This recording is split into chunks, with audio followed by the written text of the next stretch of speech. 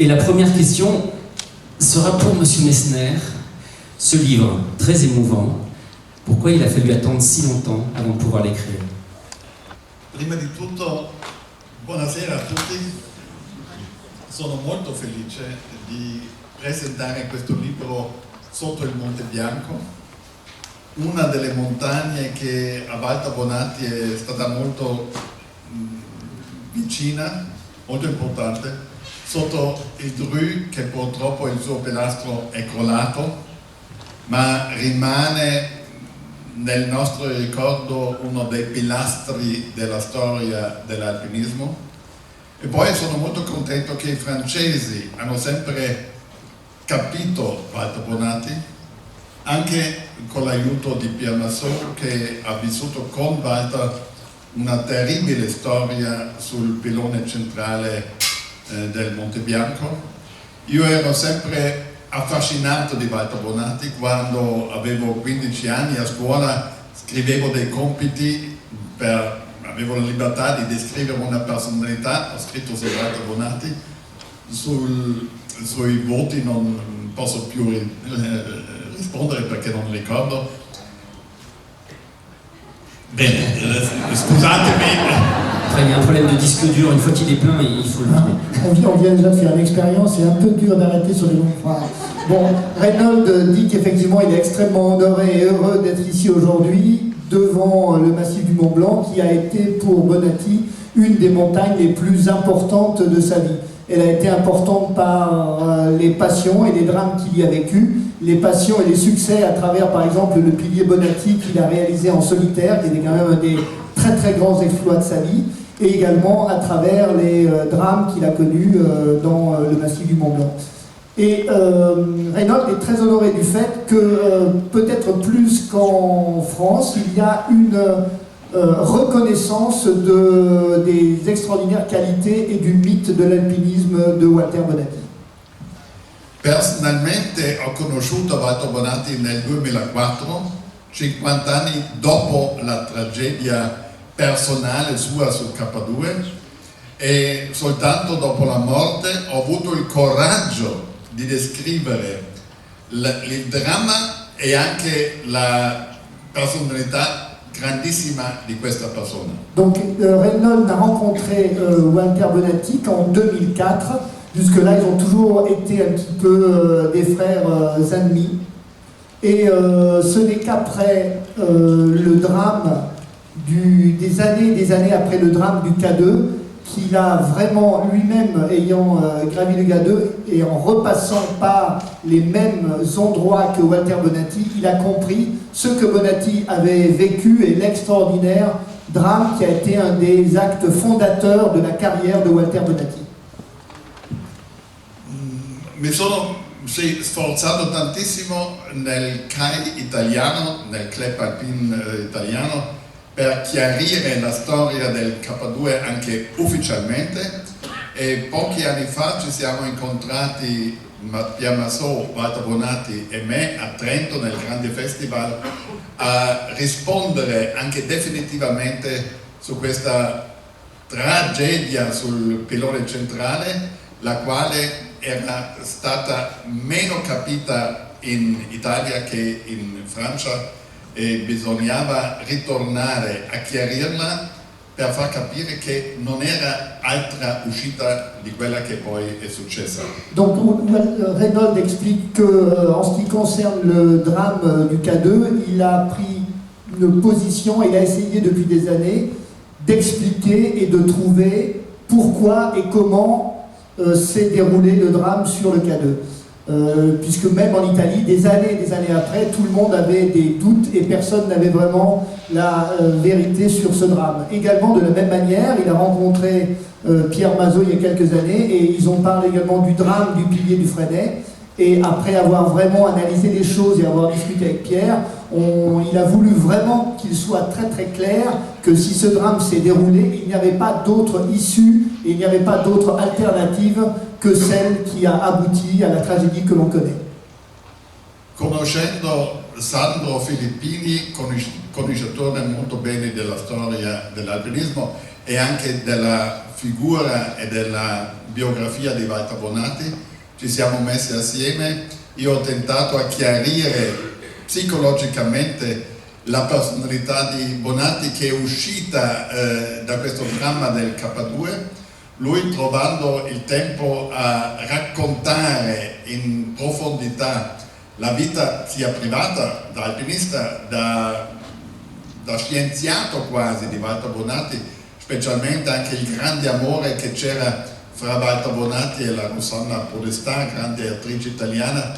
È diventato un libro sia basato sul carattere che è nato attraverso l'alpinismo e poi la vita privata che è stata scritta da Sandro, così insieme abbiamo messo giù, spuggiato lentamente il frutto di questa persona e sono molto contento di aver fatto un libro che va oltre il puro racconto delle cifre, tante cime, tanti successi, tante spedizioni, ma entra nella psiche di una persona e non c'è alpinista più grande di Walter Bonatti in tutta la storia. Non, je résume, grâce à Sandro Filippini, qui est un grand connaisseur de la vie de Bonatti et de ce que Reynold sait du K2, ils ont essayé de comprendre ensemble de quelle manière l'homme a changé et ce qu'est devenu cet homme après le drame du K2. Mais non simplement Reynold s'est intéressé à Walter Bonatti en tant que performeur de choses extrêmes, non simplement il s'est intéressé aux chiffres, aux succès, aux échecs, mais avant tout il a voulu exprimer à travers ce livre ce qu'était l'homme. Et l'homme, Walter Bonatti, n'était pas uniquement un alpiniste de haut niveau, mais était quelqu'un qui a eu de très grandes amours, il a eu de grandes passions, particulièrement à travers sa femme. Et c'est cet homme-là que dans le livre que vient d'écrire Reynold, Walter Bonatti apparaît sous un jour que l'on n'a pas l'habitude de connaître. Pierre, ce jour justement, cette façon de présenter Walter Bonatti dans le livre de Sandro Filippini et Reynold Messner, vous avez retrouvé l'ami. Oui, d'abord je voudrais dire combien chez moi il y a une certaine émotion ce soir, dans la mesure où je remercie bien sûr les éditions Guérin d'avoir permis, grâce à la sortie du livre de Reynold, qu'on parle de Walter Bonatti, dont on ne doit pas oublier qu'il a d'ailleurs été chamoniard plusieurs années, puisqu'ayant quitté Courmayeur, je lui avais trouvé un appartement à Chamonix où il a vécu plusieurs années. Je ferme là la parenthèse. Non, mais je suis particulièrement ému parce que, d'abord bien sûr de revoir Reynold, qui est un vieux camarade, je crois que nous nous connaissons depuis 1969 et que nous ne sommes jamais quittés de vue. Mais je ne suis pas là non plus pour parler des réalisations en montagne de ces deux monstres sacrés que sont Walter et Reynold. Je pense qu'il est important, et les alpinistes le comprendront, au-delà bien sûr de tout esprit de compétition qui est tout à fait normal, même si la montagne, l'alpinisme n'est pas une discipline sportive comme les autres, il n'en demeure pas moins vrai que ce qui domine, c'est l'amitié. Et d'entendre Reynold ce soir, après avoir vu ces quelques images que je n'avais jamais connues, où je les vois parler ensemble, et j'ai envie de dire que ce sont des amis qui se sont peut-être quelque peu ignorés, mais qui se retrouvant sont d'autant plus dans la profonde amitié, pour ne pas dire l'affection. Disons une chose, et j'en terminerai là. Ils ont vécu les mêmes réussites exceptionnelles, les mêmes drames. Walter au pilier, je ne voulais pas en parler, mais je suis obligé quand même de rappeler la mort de Johnny, le meilleur ami de Walter à l'époque. Reynold perd son frère au Nanga Parbat. Les mêmes réussites, les mêmes douleurs. Ce sont tout simplement des hommes. Et moi, je m'incline. Je m'incline d'autant plus volontiers que je les aime les uns comme les autres. Voilà ce que je crois. Merci. Des frères, j'en ai eu beaucoup dans ma vie.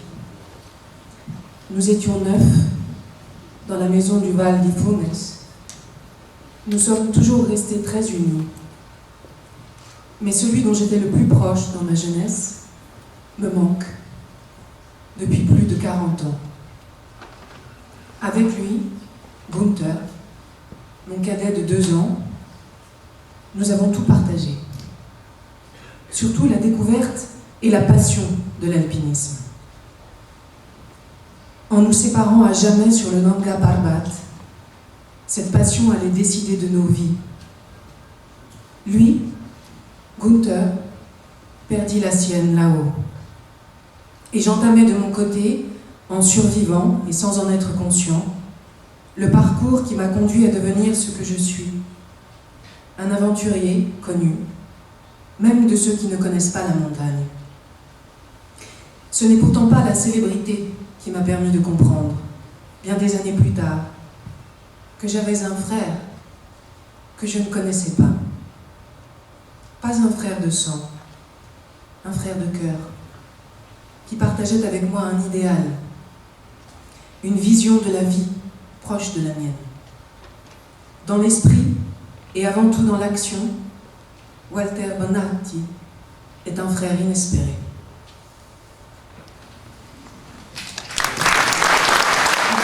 En lisant votre livre que vous avez énormément de points communs tous les deux, beaucoup de similitudes, une expérience radicale qui a changé vos vies, le K2, le Nanga Parbat pour vous. Mais ce qui est plus difficile à comprendre, c'est comment ça se fait alors que vous l'admiriez tout petit, déjà, enfin quand vous étiez un enfant, vous ne vous soyez pas rencontrés plus tôt. Est-ce que vous pouvez un petit peu nous en dire plus là-dessus? Qu'est-ce qui... Noi ci siamo trovati indirettamente molto presto nella mia vita. Lui conosceva me, forse pare dopo il Nanga Parbat. Lui ha dedicato a me, senza che io sapevo, il secondo libro a me, dicendo a Reinhold Messner l'ultima grande speranza dell'alpinismo tradizionale, molto importante, tradizionale. E poi ci siamo persi. Le livre de Bonatti, que beaucoup d'ici ont reçu un des premiers et qui, je parle pour moi, a été un élément également fondateur de ce que j'ai fait, se termine par cette phrase: je dédie ce livre à Reinhold Messner, jeune et ultime espoir de l'alpinisme contemporain. Je dois avouer que, personnellement, c'était quelque chose qui m'avait touché à l'époque. Donc ils s'étaient rencontrés indirectement, intellectuellement, après le Nanga Parbat, et on sent dans ce que écrit Bonatti à la fin de son livre que pour lui, Reinhold Messner est déjà une personne capitale. Però dopo Walter Bonatti ha fatto la sua carriera da reporter per l'epoca e girava tutto il mondo. Io facevo la mia attività sugli 8000 metri nei grandi deserti e c'era qualcheduno, specialmente nel CAI a Milano, a tentare di non farci incontrare. Per quali motivi non lo so, non mi interessa. À la suite quand Bonatti a arrêté sa carrière d'alpiniste, il a attaqué une carrière de journaliste avec la grande revue Epoca. Avec Epoca, il a traversé le monde entier, il a visité le monde entier, il était journaliste et photographe, il ramenait ça. De son côté, Reinhold, lui, avait attaqué sa carrière d'alpinisme extrême pour faire court, et à travers toutes ses ascensions et tout le mille, il était donc extrêmement occupé. Et au sein du CAI en Italie, certaines personnes voyaient d'un mauvais œil que les deux se rencontrent et que les deux soient amis. Donc il y a eu une espèce de petit antagonisme qui est né de manière invisible au sein du CAI et qui a fait que pendant des années, ils ne se sont jamais rencontrés et ils n'ont jamais vraiment été amis. Ci siamo poi incontrati nel 2004 sul Monte Rite, sul mio museo sulle Dolomiti, e non era neanche necessario parlare, perché noi attraverso uno sguardo, attraverso un gesto ci siamo capiti, perché avevamo vissuto di parte naturalmente le stesse emozioni, le stesse tragedie o simili tragedie, e noi abbiamo avuto la capacità empatica di incontrarci e di vedere che siamo quello che ha detto Walter, fratelli, quello che anche dico io, fratelli almeno nella nostra mente. Lorsqu'ils se sont finalement rencontrés en 2004, lorsque c'était une visite de Walter Bonatti dans les musées de Reynolds, ils n'ont même pas eu besoin de beaucoup parler pour comprendre qu'ils avaient eu la même vie, que les expériences, les drames, les tragédies fortes qu'ils ont vécues tous les deux les avaient rapprochés, les ont fait, comme c'est dit dans la vidéo, les ont fait fraterniser, et voilà. Et il était très content de rencontrer à cette époque-là. Il y a quand même aussi cette notion de trahison qui était forte dans ce qu'a vécu Bonatti et qu'il a conservé jusqu'à la fin de ses jours, puisqu'il a écrit des livres pour essayer de rétablir cette fameuse vérité du K2. Et de la même façon, Reynolds a vécu aussi une forme de trahison. Est-ce que c'est pas cette trahison qui est le premier point commun entre eux? È molto bella questo argomento perché mia madre ha scritto su tutti i figli, eravamo in tutto 9, un psicogramma quando eravamo piccolissimi.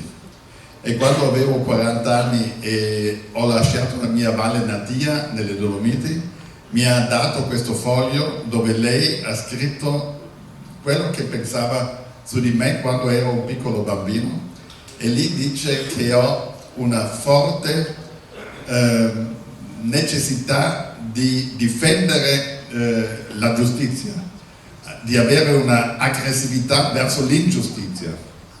Questo è vero, e anch'io ho sofferto ingiustizia dopo il Nanga Parbat e ho potuto sentire profondamente l'ingiustizia che è stata fatta su Walter Bonatti attraverso la sua grandissima note d'aiuto sul K2.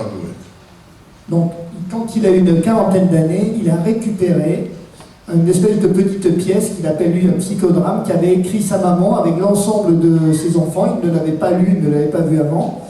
Et dans ce texte écrit par la propre mère de Reynolds, elle exprime qu'il a toujours eu besoin d'un grand sentiment de justice et qu'il est révolté contre l'injustice. C'est un sentiment qui ne l'a jamais quitté toute sa vie.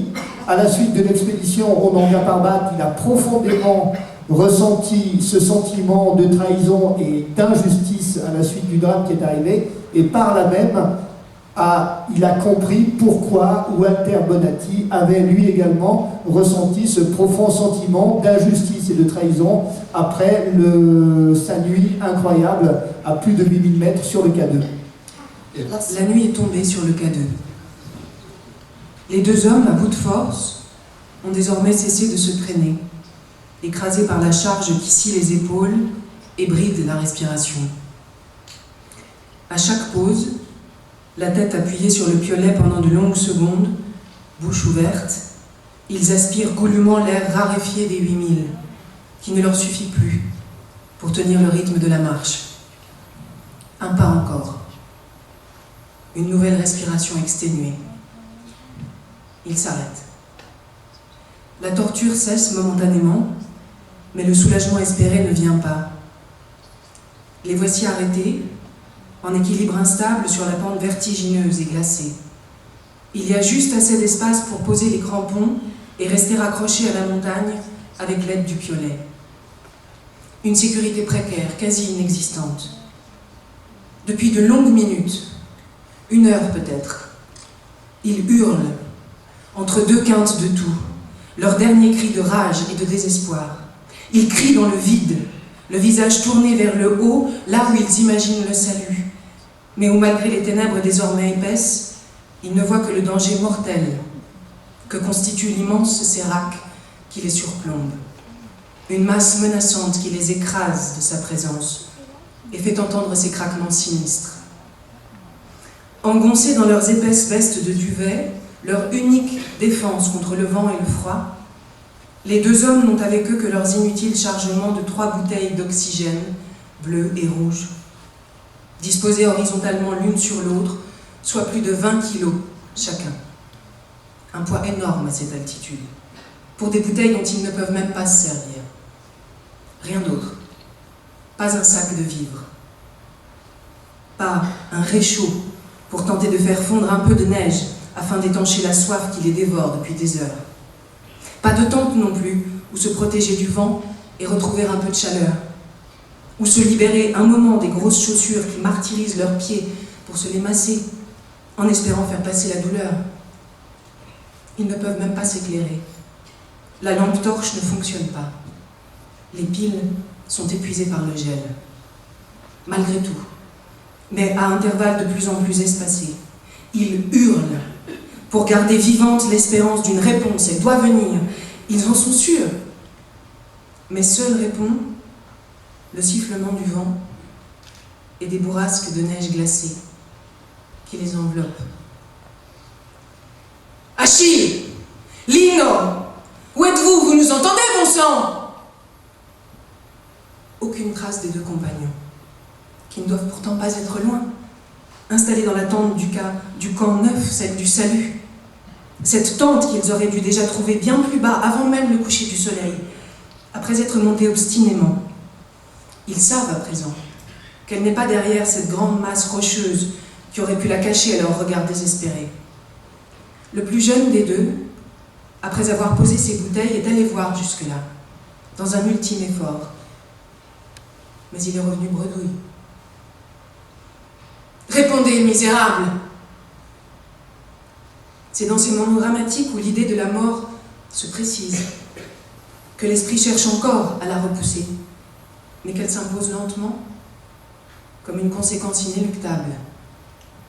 C'est là que commence pour ce jeune homme une histoire qui va durer plus d'un demi-siècle. Tandis que des rafales de vent plus fréquentes et plus violentes annoncent l'inévitable tempête que les deux hommes vont devoir affronter, sans aucune défense, Walter Bonatti est sur le point de perdre son ingénuité, sa confiance envers les autres. Il ne le sait pas encore et lutte pour garder l'espoir et refuse la mort qu'il sent monter en lui. C'est la rage qui le tient en vie et qui lui impose d'agir au lieu de penser. Et aussi la responsabilité qui est la sienne à l'égard de son compagnon d'aventure. Amir Mahdi n'est pas un alpiniste. Il n'est pas venu ici chercher sa part de gloire. C'est un Hunza. Et il est là, bien au-delà de 8000 mètres d'altitude, seulement parce qu'il a besoin de gagner sa vie. Il a trouvé le moyen d'y parvenir sur les plus hautes montagnes du Karakorum, grâce à ces Européens qui n'ont pas peur de défier Dieu aux confins du ciel. Pour cela, ils ont besoin d'épaules larges et de poumons solides qui les aident à porter en altitude tout ce qui sert à donner vie à leurs rêves. À cet instant, le Hunza semble pris de folie. Sans se débarrasser du bas lourdement chargé, il hurle et s'agite de façon désespérée, désordonnée, au risque de perdre l'équilibre et de partir dans le vide. Malgré les rappels désespérés de Bonatti, qu'il ne peut pas comprendre, il s'est lancé en titubant vers les rochers proches, mais impossibles à atteindre. Surtout maintenant que l'obscurité masque les choses trappes que recèle la pente raide et glacée. C'est un piège mortel, même pour le plus fort des alpinistes. Bonatti le sait et ne bouge pas. Même redescendre, sur des traces péniblement faites jusque-là, leur est désormais impossible avant que le jour ne revienne. La moindre erreur les précipiterait dans l'abîme.